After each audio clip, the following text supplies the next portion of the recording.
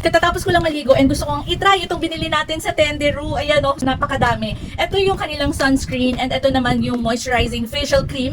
So actually, pang baby po talaga ito. Pero pwede din to sa adult. At ang maganda dito, since baby ang gagamit, ang mga formula na ginamit dito is safe para sa mga baby. So ibig sabihin, safe din siya adult kasi kung sa baby nga is approved siya. So anyways, ito, kaya ako din to binili kasi nga gusto kong itry itong mga sunscreen na ganito. Kasi nga pag nasa bahay, ayoko na nung merong tinted sunscreen. Kasi like yung Belo na tinted sunscreen, ito talaga yung ginagamit ko. Kaso kung nandito lang naman sa bahay, di ba? Sayang naman. So, ang gusto ko is yung as in literal na sunscreen, hindi siya tinted. So, ayan, ito yung kanilang tinted sunscreen nga. Di ba? Ang cute lang nung pinaka-agayan niya. Ayan, coconut oil, aloe vera, and centella asiatica.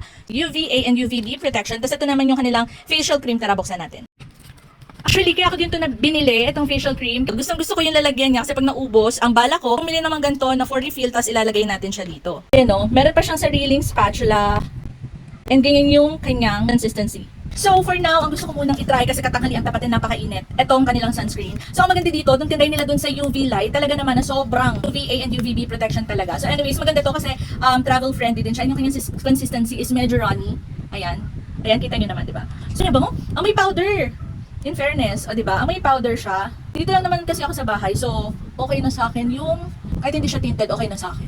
Huwag niyong kakalimutan lagi ang inyong liig, batok, ayan, tapos ito lang.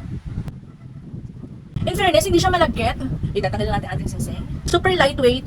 And sinasabi din nila na no white cast dito. So titingnan natin kung wala nga talaga, no. Hindi siya malagkit, lightweight, and okay na okay siya. Tignan natin yung UV test. Gagamitin ko yung sa kuko ko, yung sa mga gel extension ko, kung po pwede yun. Para lang makita nyo na gaano effective or talagang gaano ba yung protection na makukuha dito sa UVA and UVB protection na meron ang Tenderu. So anyways, kung gusto nyo na ganito, again, safe to sa baby. This is formulated talaga especially para sa mga baby, para sa mga toddlers. Kung safe sa kanila, ibig sabihin safe din siya sa adults. So okay na okay ang kanyang formulas. Laging sa yellow basket, check out na kung gusto nyo rin.